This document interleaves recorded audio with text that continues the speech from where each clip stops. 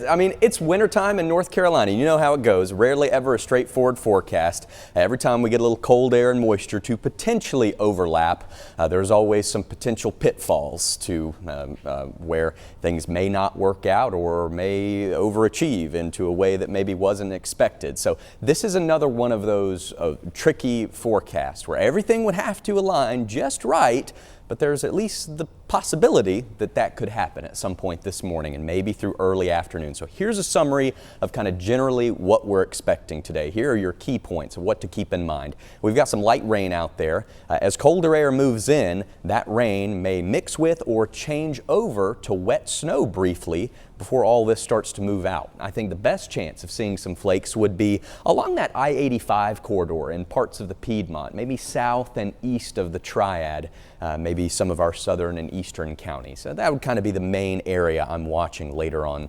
And if anything, accumulations would be light. Temperatures are above freezing, so I think it's going to be hard to get it to stick. But some light accumulation on elevated grassy surfaces is possible if we do see that changeover. And again, during the daytime today, this should be more wet than wintry. Not expecting really much of any impact, even if we do see that change over to snow. So all good things to keep in mind. Here's what's happening on the radar right now. We've gotten some rain this morning, but of course, temperature's not cold enough for anything other than just plain rain showers. It is a little colder in the mountains and foothills, so can't rule out some flurries for them this morning, but for the Triad, this should be just rain for at least the next couple of hours.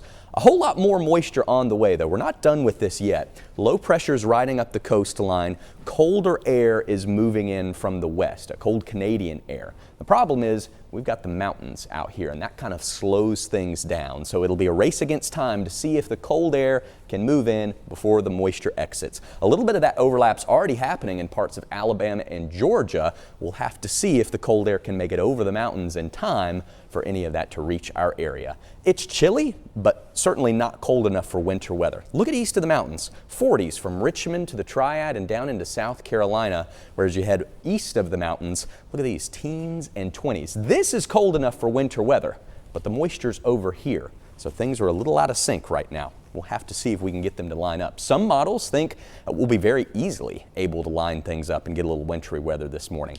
I don't completely buy that. I think it's going to be a little tougher to do than maybe some would expect, but there is at least the possibility that we see some snowflakes. Through the morning, rain should be fairly light if you're headed to an early church service. Have the rain gear ready.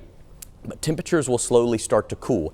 Mid to late morning, we should see another push of moisture. This is our main time frame to watch. If that cold air is in place, then we may see a mix or changeover to some wet snowflakes before all this starts to pull away by mid to late afternoon. So we've got a few hours of opportunity here to where we could potentially see something. Light blue, these are the locations that have the opportunity to see a few snowflakes.